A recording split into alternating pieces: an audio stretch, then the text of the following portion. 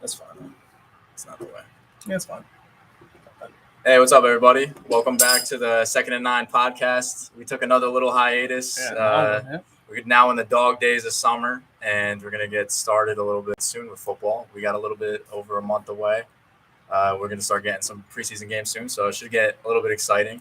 Today, we're going to talk a little bit about maybe a conundrum. That's the way I would describe it. The big conundrum that the Cowboys may have on their hands in terms of laying out the rest of their roster salary-wise, especially since they're going to have to pay Dak soon. We're going to go into what that looks like, and then we're going to talk a little bit more about just news going on throughout the league, especially at Giants camp or in the Giants clubhouse. And then we got another injury update. I guess we'll start off with that Tony wanted to get into a little bit. So take it away. Darius Geis pulled his hamstring, same kind of thing that happened to Dalvin Cook after his ACL injury, and just kind of more injury woes to the Redskins. Kind of affects his fantasy stock too, even though I wasn't crazy about his fantasy stock anymore because of AP's presence.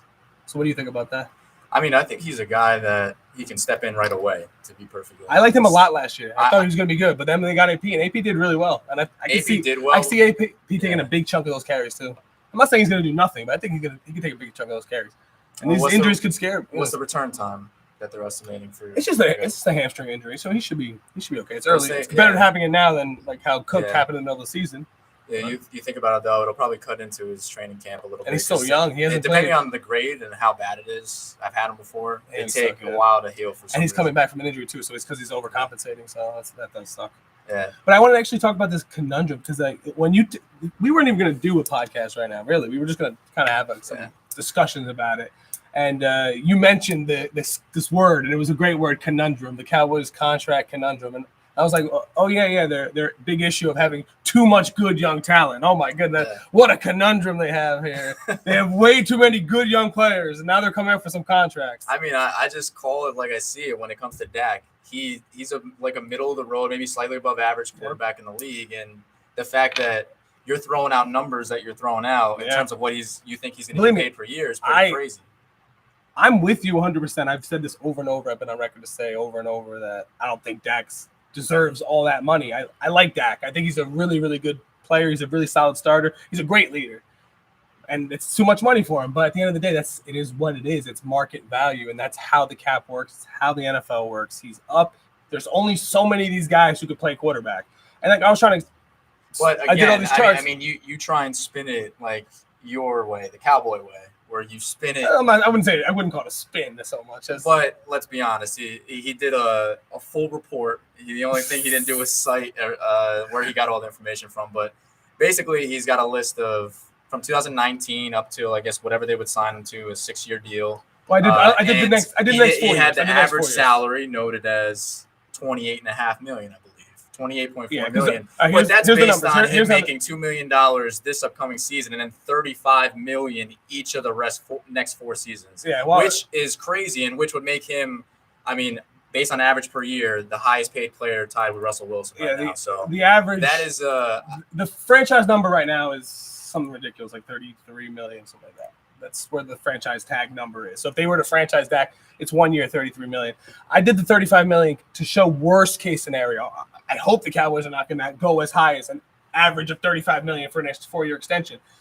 The reason the $2 million is because that's what Dak has left on his contract. He's going 1 year, $2.12 million. He's been one of the best values at quarterback of anybody. You know, if you look at him over a 10-year period, it's a pretty cheap price. But I get you. It's coming up now, and it's going to affect the team now. I guess that I'm not disputing that. But at the end of the day, what we were saying, we were talking about it like where does Dak fall talent-wise? And I think we can all agree like it's somewhere between 10 and 15, somewhere in there, like 12, 13, right? Yeah, that's pretty reasonable. Well, I used 13 to 15 before. 13, yeah. And that's without even like looking at the list. That's pretty fair. Right? I feel like that's pretty fair. But at the end of the day, I did this, like you said, you call it a report, but just to show who's coming up in the next couple of years. Next year alone, which is actually I thought this was really interesting unto itself.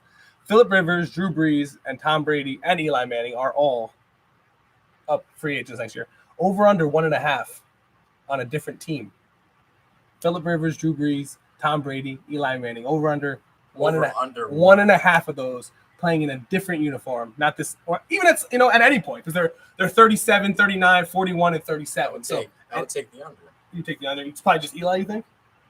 I'm not even convinced that Eli will be gone after this season. I mean, that's a crazy proposition. Well, what are you going to pay Eli for 1 year? That's granted. You're going to give him the Big Ben treatment, the $32 million for 1 year or 2 years? No, they wouldn't do that. I know that he would take a pay cut to continue playing, but it's all dependent on Daniel Jones. If Daniel Jones gets playing time this year and he starts doing really well, then that's a completely different ballgame. And then he's probably definitely gone. But we don't know what's going to happen. But I'm pretty convinced and sure that those three teams aren't going to get rid of their guys, Rivers, Breeze, and Brady. They'd be stupid to. You just ride them out to the end of their careers because they're those type of Drew Brees might retire. He's 39 years old. He may retire. So that might take that out. I think Phillip Rivers would probably get the...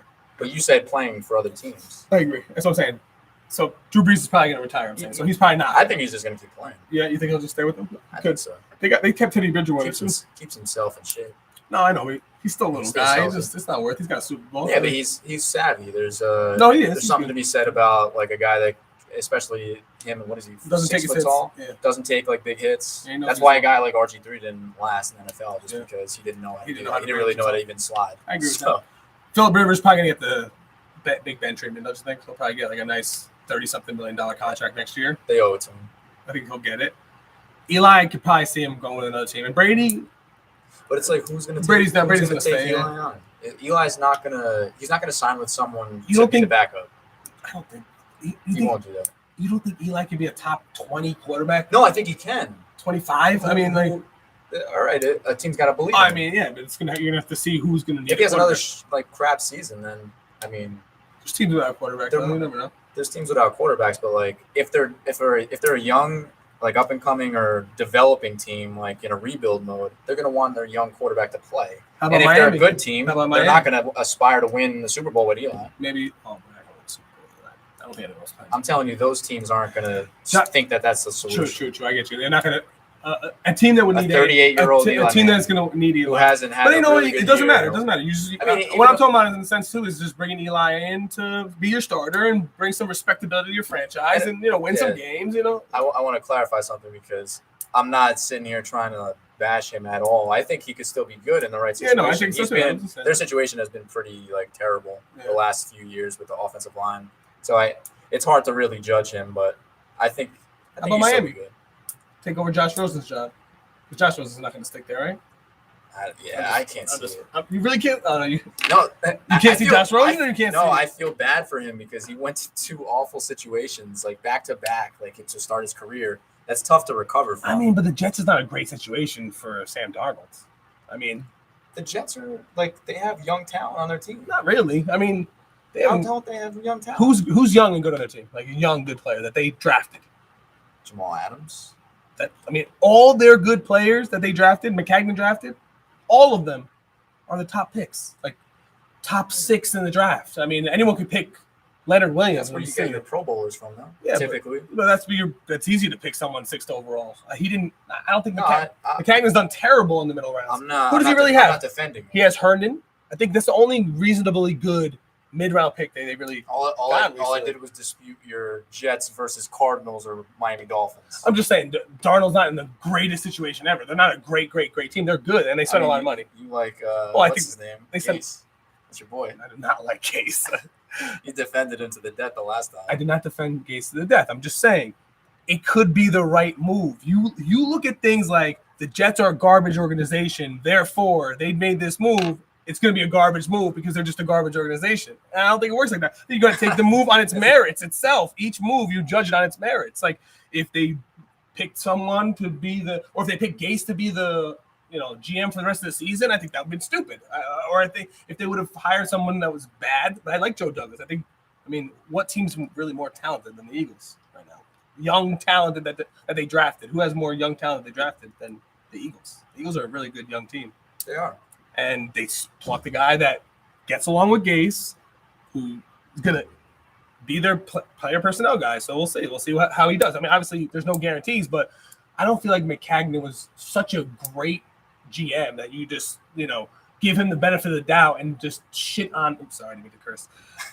Just put crap on the ownership, which are granted, their ownership is terrible. They're they're kind of a joke. They're kind of a clown show. Can you just admit to everybody how you're a closet Jets fan? Oh my God! You just went on for like 5 minutes about the Jets because you're upset about McCagnon. I know, but you see how you make these accusations. No. You say like I love Gase, happened. and then you want me to, and I defend myself against your attack, and then I'm loving the Jets now. It's like I can't You're win. drinking the Jets Kool-Aid a little bit. I like what they did. I think they signed some good free agents, and they have drafted well in the first round. They have some good talent, but overall they're not a super deep great team. They're just a solid. I think they're an average team right now. They're 8 to 10 wins. Maybe they can make some noise. I think they'll be decent. But even the Bills, I don't know. We'll revisit those over-unders again at some point, though. We will.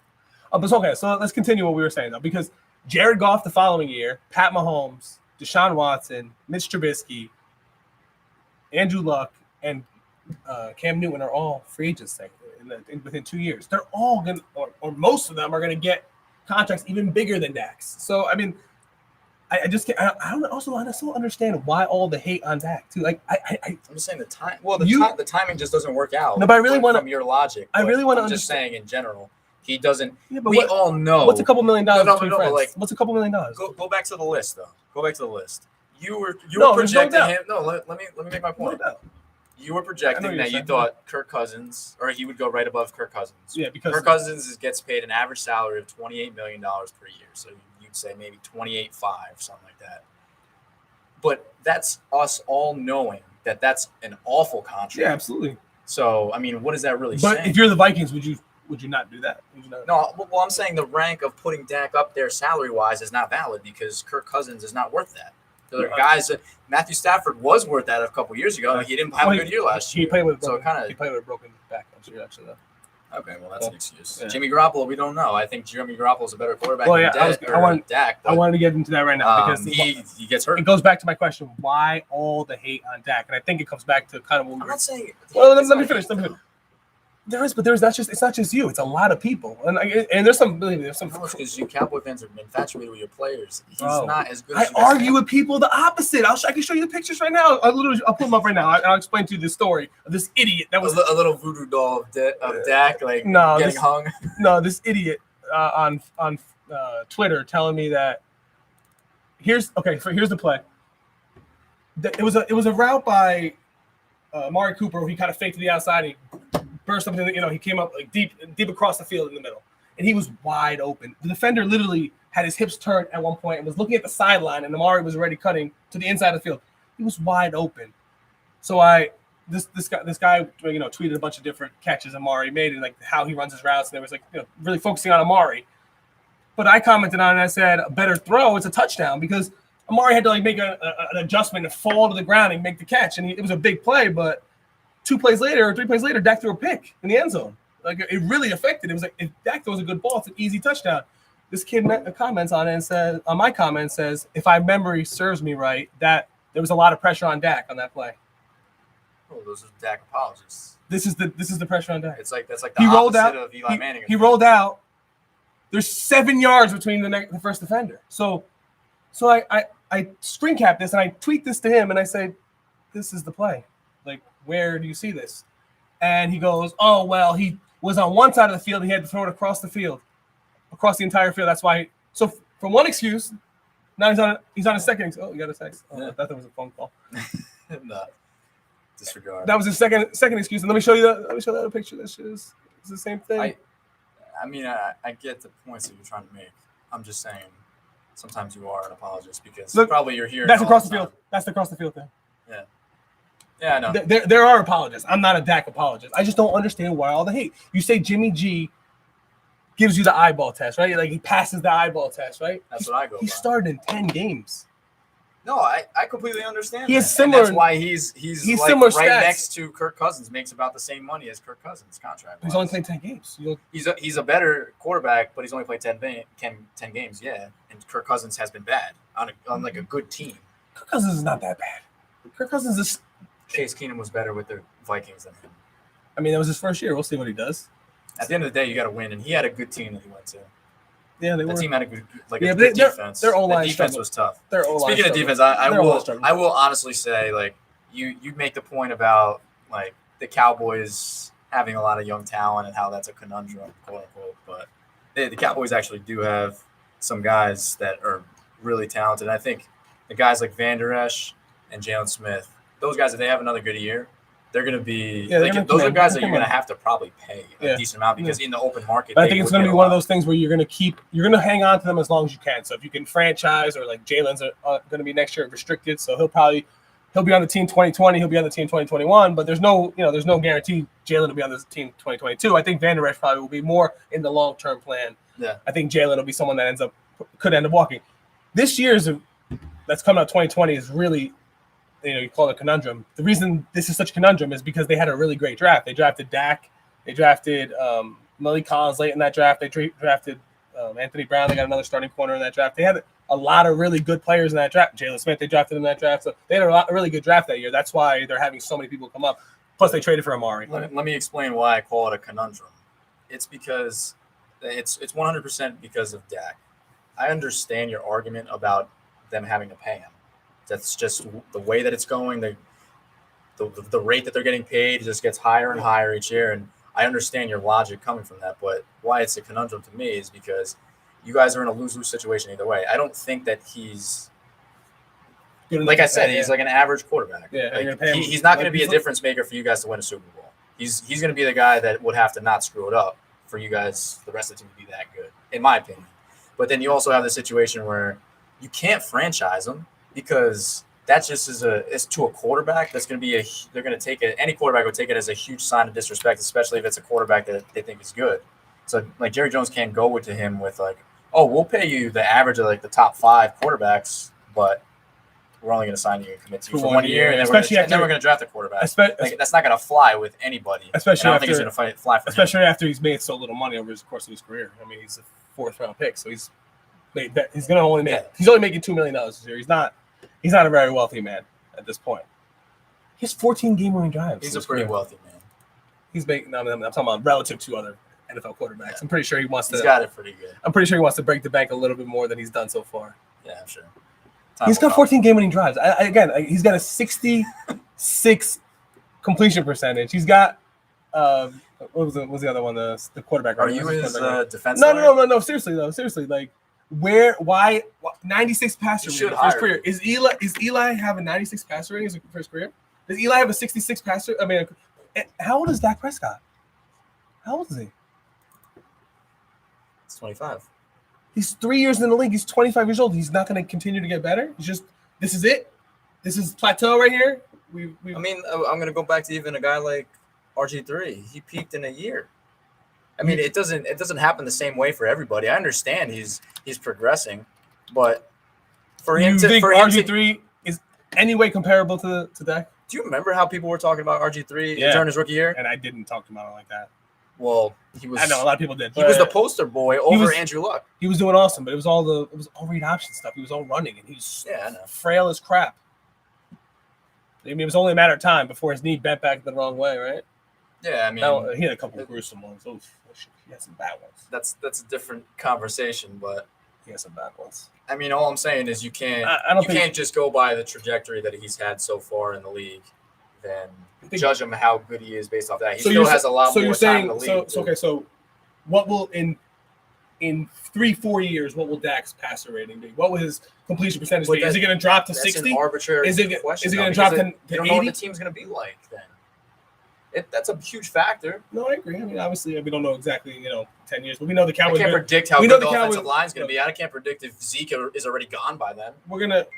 We don't know what's going to happen. It's pretty safe to say the Cowboys are going to be pretty decent for the next few years. I mean, they've drafted really well, and they have a lot of good talent. I think that they are good. And they've been continuously adding talent, too. Yeah. They had some bad drafts. Like Taco Charlton was a bad pick. They had some bad picks.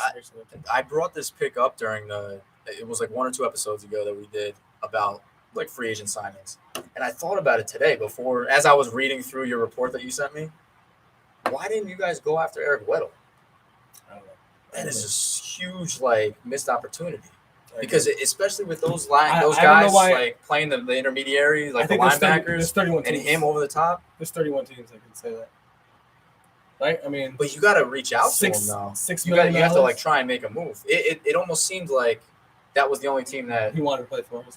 No, not even that. Maybe the only one that was like really pursuing him hard. I think the Cowboys. I think I'm assuming the rest of the front offices across the league are like, wow, $6 million. What are we doing? We're sitting here on our hands. Every team should have signed up for that. Yeah, I can't understand how he didn't make more money. No, and Dallas was like honestly one of the perfect or ideal spots for him because he would make a huge difference on the defense, which was already good. Yeah, but the thing is with him is he's more of a free safety, and the Cowboys I think Xavier Woods is pretty good. I think they're pretty happy with him. Upgrade. I'm not saying he's not. And what he got paid? What he got paid is ridiculously cheap. Cowboys have $19 million in cap space. They could have easily signed him. They may still sign. I remember Orlando Scandrick was really good. He gets diced up every week now on the worst defense. Stop it. Orlando Scandrick, you hated on him his entire career, Orlando Scandrick. No, because you just would talk him up, and I just didn't think I did not talk him up. I just said he was a good corner. He was a fat. He had good. He was just like he was a very good nickel corner for sure. He was a very good nickel corner. I feel like if he didn't in the prime of his career, if he was a nickel corner, he was a good nickel corner. But our starting corners weren't that great. All right, we don't got to get back all the way those olden days, do we? Let's like rank up some of these quarterbacks. Like where do we actually? All right, where would we actually have him? Or if we remember that, all right. So like that scenario that I brought up earlier, if you're starting a team from scratch, you could draft any person. Obviously, the Brady's, the Breezes, they're out of it. They're out of it because there's no point if you're going to draft us for 1 year. No, if you're playing for 1 year. Well, I think pretend you're. You've been a head coach for years. You're about to retire. But I feel like that's not as good of a measure. No, because that's what we're betting on right now. Let's start a franchise, and he's your quarterback for the next 5-6 years. Like because that gives Dak a little bit of a boost because he's still young. But what's going to give you the best chance to win now? Because at the end of the day, I understand. As an organization, would you rather have Tom Brady right now or Dak Prescott? But how many organizations win like multiple chips and have like a dynasty? All these organizations do the same thing where they're trying to get all the best players they can and put a team together that can make a run or make a few runs that maybe 1 year they win it. I mean, at the end of the day, you're really just trying to win it, and like. To me, that's the mentality that I would look at it as. Let's go. Let's X that out. Let's go. Let's go for the 1 year. Obviously, Pat Mahomes is no brainer, right? Number one. Aaron Rodgers is no brainer. I don't even know if I would say just for 1 year. I know it's tough. It's tough to pick anyone over like Rodgers. I would take or Mahomes. Even Brady. This is why I think the age matters so much too, because Pat Mahomes would be no brainer. Oh yeah. As a franchise, he's the no brainer because he's the young guy. But when year to year basis, like. He's not going to have Tyreek Hill this year, is he? I think he actually is. He's not going to get suspended. They're not going to get rid of him. I don't think he's going to suspend him. They only suspend Cowboy players. He's some suspended, or they got rid of Kareem Hunt. Yeah, but he only got suspended like what? 6 games? 8 games. But they got rid of him. Yeah, but they just know he's going to play. It's crazy that all the best players, they're the ones that they can just get away with things. It doesn't even matter because that's how valuable Tyreek Hill is to that team. Him and Kelsey.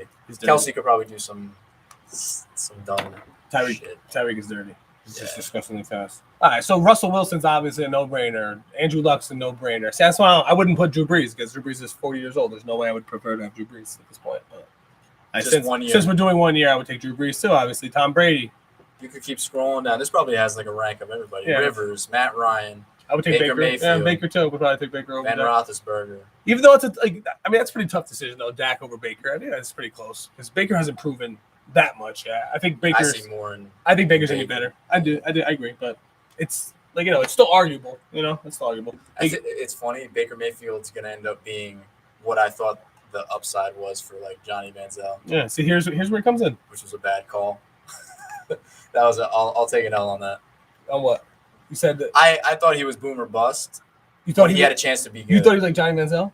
No, not him. I thought Johnny Manziel was actually had a chance to be good. Oh, like Baker. Yeah, like that's what I'm saying. Baker good. I think Baker, what he's going to turn out to be was like the upside for what we all hope that for Johnny. We all hope that for Johnny. Like Johnny was an exciting, fun player to watch. It was fun in college to watch. He made some crazy plays, but he's just a head case. That kid. He's just he was able to make like decisions pretty quickly. But I think all the off the field stuff affected him a lot. He was bad with all that. Big Ben, it's a tough call actually. At this point in Big Ben's career, no, I would take Big Ben 100%. It's tough. He's really old. I don't know. Always injured too. Golf. Honestly, I'm not a huge fan of golf. A lot of people are soured on golf. I heard You can't during the blame season him for that. That Super I'm Bowl. not saying I blame him, but I'm just saying a lot of people just soured on him in general. When Jerry said something along the lines of Dak's a mix between Cam Newton and Jared Goff. He said he does a little bit of both of those two things. And I know a lot of people were just like scoffing at that. And he can't move like Cam Newton. He doesn't move. He's not as fast as Cam, but he's big. He's not nearly as agile either. No, you're right. You're right. He's a big guy, so like And he just falls forward. He honestly doesn't throw the ball even as well as Cam. No. He's not really as good as that anyway. But Cam's a definition of not having anything, like no support. The point is though, he was saying he's got a little bit of both of those features. Yeah. You know what I'm saying? Like, and people really scoffed at it. Like I don't know. Like again, like there's a lot of hate for Dak. Like I'm not I'm like right in the middle. You just view him in a different light. I'm in the middle of the road with Dak though. I don't hate him and I don't really love him either. I defend him. I feel like against this kind of like not that you're attacking him, but like against people who are just completely hating on him too, like, to a degree because he is. I don't hate him. I like him. He's a good player. I like his mentality and his attitude. I like that. I think he fits. But then other people want to like a quarterback. Other people want to act like yeah. I mean, honestly, his throwing skills are not that bad. I feel like his bigger problem is not seeing open guys or seeing things too late or like missing like the right play. You know what I'm saying? More like. He has a touchdown, he'll check it down. You know what I'm saying? Like it's just as big of a problem, maybe even worse in some degree. And he's not the most accurate thrower either. I'm not saying he's like super accurate. But I feel like that's more of a problem than his accuracy. Those situations that you bring up, it could be 2 or 3 plays in a game. Yeah. But that's the difference. But then he's also the type that'll make 2 or 3 plays where he just makes a crazy play with his legs and he just keeps a play alive that he shouldn't, and he hits somebody and they're able to make a play because he made a play. At the end of the day, it's usually the throws though that.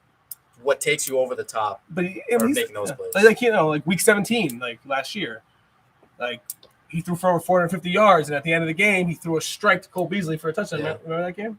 Yeah, it was against the Giants, right? Yeah, when he had all day.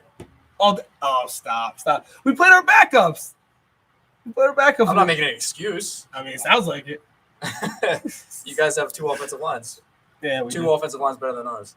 No, I want to apologize for Christian McCaffrey, what I just said, because I realized after the fact I said Cam's got no support. Maybe wide receiver. They've had a couple good teams though. They've had a couple. Yeah, no, they went to the Super Bowl year. They had a couple good teams. It'd be nice to see them with like a dirty like wide receiver. I think they're gonna actually be pretty good receiver. I like DJ Moore. I like Samuels too. It's pretty good. They got McCaffrey. He's gonna be catching a lot of balls. So. No, it just would have been cool. Huge. It would have been cool if like a guy like Antonio Brown decided to just go there. Like, trade me there.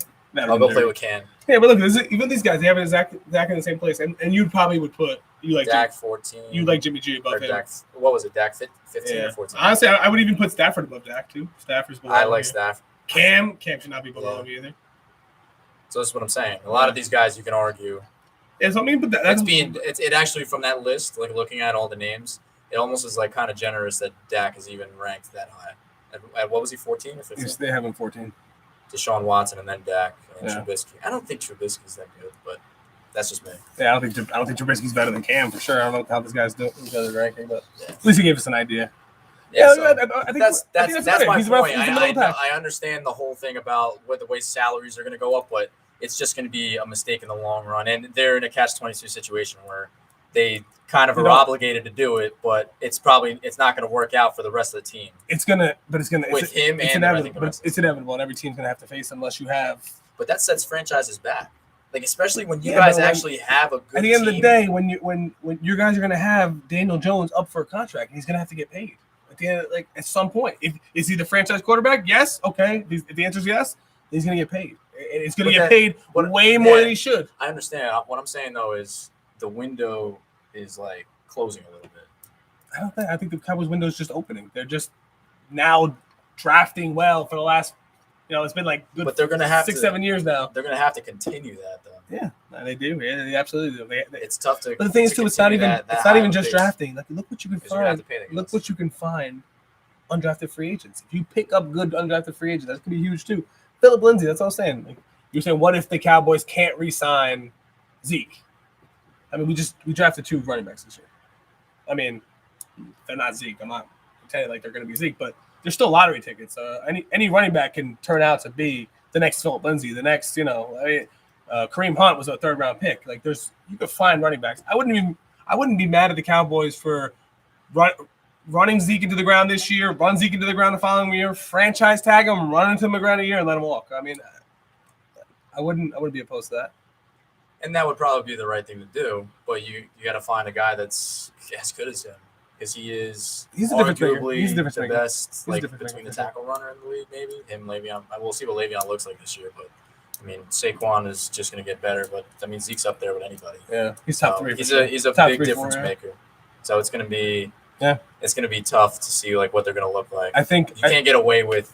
There's been a lot of guys in the NFL over the years. A lot of Philip Lindsay types that have come in and made an impact, and all of a sudden their career's over in like 3 years. I understand what you're saying. It's great, but what I'm saying, my point is, you can find guys to play running back. I'm not worried as much about that. I honestly think the odd man out will be the cornerback. Some of these cornerbacks, either Cheeto or probably maybe even could be Byron. That doesn't get signed. But let me quickly go over the next 3 years. Who's up in contract for the Cowboys? Wait, is this a Cowboys podcast? It is a Cowboys podcast today. Actually, we're going to get into the Giants right now, though. Right after this. All right. Because this is the conundrum here. It's 2020, so next year, Dak, Amari. So it's our starting quarterback, our number one receiver, Amari Cooper, our number 3 receiver, Randall Cobb, our starting right tackle, Lyle Collins, starting tight end, Jason Witten, number one starting tight end, Jason Witten. Well, he is right now because no one's better than him. I guess. I still think he's not even going to be that good this year, but I think he's going to play rotational type of thing. He took a full year off at that age in the booth. He's just so slow. I don't think it will matter. He doesn't rely on athleticism. He doesn't rely on being Zach Ertz. We've had this conversation. He's just like a little like route running, slow old man. I think he's gonna do all right. I don't think he's gonna be a huge impact guy, but maybe like 30, 40 catches. Yeah. More big catches, like third down, 6, he'll make a play, Okay, well, so our starting tight end, our number one corner, and our best nickel corner. So Byron Jones, the number one corner, nickel corner, Anthony Brown. Our starting free safety. Strong safety, Jeff Heath. Two of our starting linebackers, Jalen Smith is a restricted free agent, and Sean Lee is obviously he's going to be a Sam linebacker this year, but he's obviously a big name. Malik Collins is our starting D tackle, and Antoine Woods is our other starting D tackle. So both of our starting D tackles are up next year, and our long snapper. So that's all just next year. And then the following year, we got our running back, our best player, our other starting corner, Cheeto, our other nickel back, Jordan Lewis is free. And then our other starting free safety. So our whole secondary is pretty much free agents over the next 2 years. Our number one running back, number one quarterback, and number one receiver also all free agents next 3 years. And then, like I said earlier, Van Der Esch. Van Der Esch and then Van Der Esch coming up. And Van Der Esch he's coming the following year, but who knows? He has an amazing year. I agree what you were saying. Van Der Esch could have a great year and command a contract or get a contract, whatever. But I'm assuming he's a good character guy, but you never know with those situations because then he could. But the whole signing people thing is fluid. A bunch of these guys are going to get signed. A bunch of these guys are going to walk. And you're going to try to draft replacements. If the Cowboys could continue to do that, they'll continue to be good. And I agree, though. What you're saying is they have the Cowboys have more of a 1 to 2 year window here before the contracts get to a point where it could really affect their team talent if they don't continue to draft really, really well. So there's a valid point about the window. I think you have a valid point about that. Thank you. I usually don't say that to you, right? I know. That's what you're so messed up. Accomplished right I always give you credit. No, because you just write so. I brought my game today. You just kind of write so infrequently that it's difficult that you don't hear it as much, But well, no. I say this stuff to you because you always. I feel like you look at it through a way different lens. You're a fan of the team and you follow them so much. Yeah, I agree. So sometimes you're I look at almost too myself as close the to unbiased. Oh my God, you're the epitome of bias. You're the epitome of bias. Yes. You're just looking at it no matter what. The window's closed. Whatever it is, it's not gonna happen. Nope. Yeah, that's garbage. They can't win. There's some reason why. Look at Lee's in the chat box saying Nick's shirt, really? I didn't see it. Yeah, it's not a Mets shirt, I'll tell you that. But yeah, I don't want to talk about the Knicks. That's a depressing situation. Yeah, I'm not gonna even talk crap to you. But let's move on from the Cowboys. I think we went into every different scenario what could happen with the Cowboys this year. I think we want to go into those quotes for the Giants. Yeah, I mean, one of the things that we took a look at were a couple quotes that Tony pulled together. So take it away from the Giants camp. Yeah. What do you think about Eli feeling like it's not? I'll read you the whole quote, but he says that he doesn't feel like it's a competition. And here's the whole quote: "I don't feel like it's a competition. I feel like I got my job and I got to compete every day and get better every day. That's the way I've been my whole life, and that's the way I will always approach it. Every practice, every day to improve, to earn my place on the team, to earn respect from my teammates each and every year. So, Class act. But do you buy it? Do you buy that there's no competition between these two guys? That's regardless if there is competition. That's what he's going to say. That's what Shermer's going to say. And then if Jones all of a sudden looks really good, then there's a conversation for competition. I'm not going to go into it. I saw a tweet. I saw a tweet of a beat writer at Giants camp. It was early on. It was like the mini camps, small. And he was saying that Eli threw back-to-back passes to no one in particular, like 5 yards out of bounds, and that it just looked absolutely atrocious. And I actually heard that Daniel Jones looks pretty good. Sorry. There you go. Daniel Jones actually looks pretty good. So maybe. I'm fine with that. I'd be happy. I would be pretty happy if he's good enough to start and Eli sits on the bench. I'd be perfectly fine with that because then that's a good sign that he probably has some talent. Maybe they found something in him.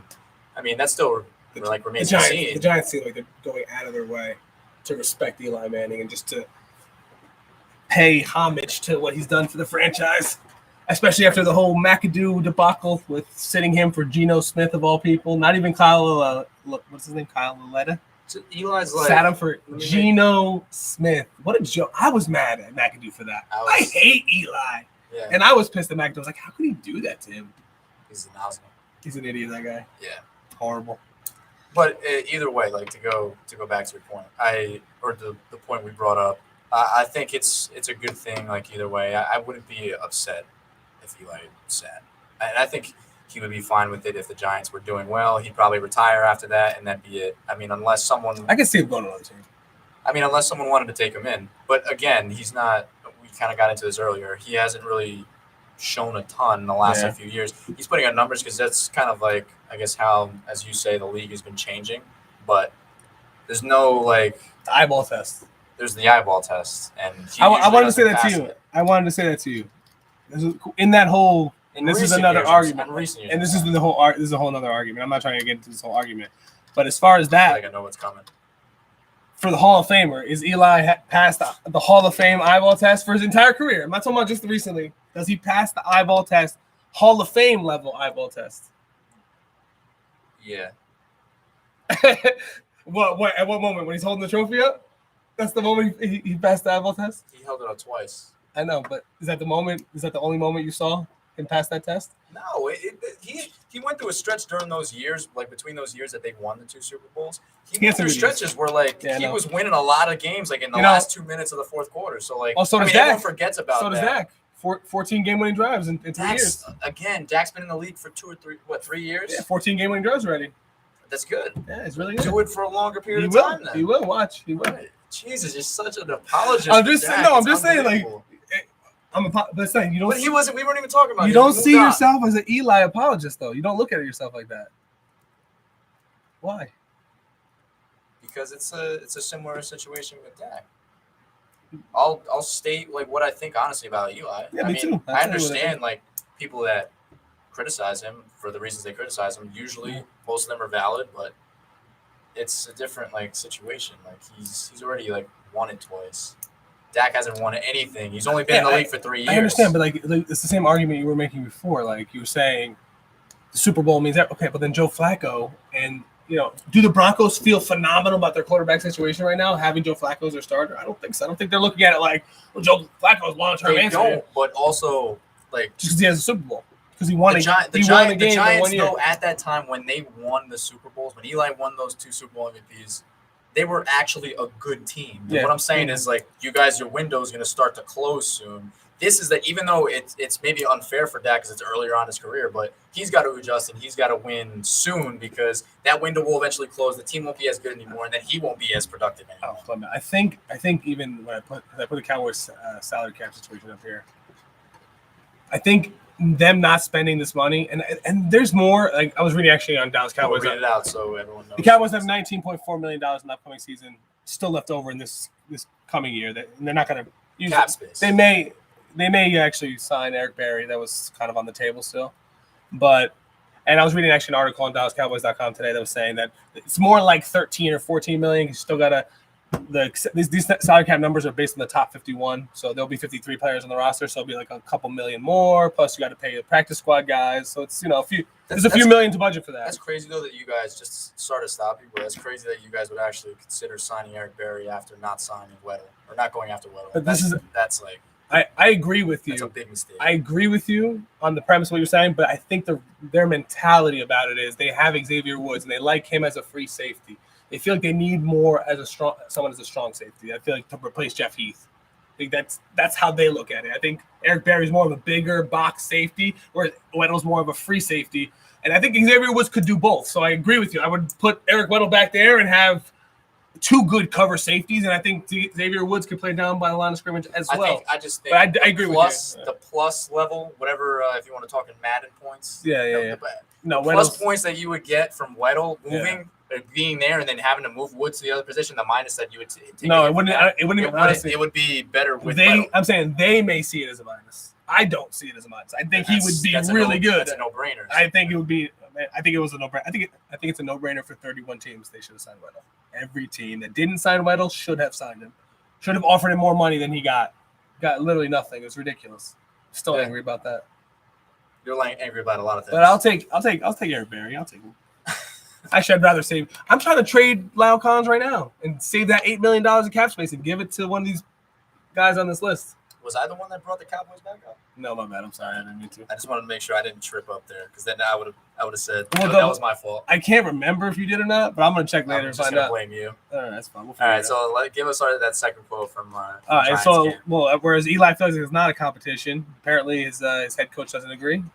I'm just trying to be. He really didn't say much. I think it was up more. Why can't I pull this up? Someone wrong with me? Oh, there you go. It was from Shermer, right? Shermer said that.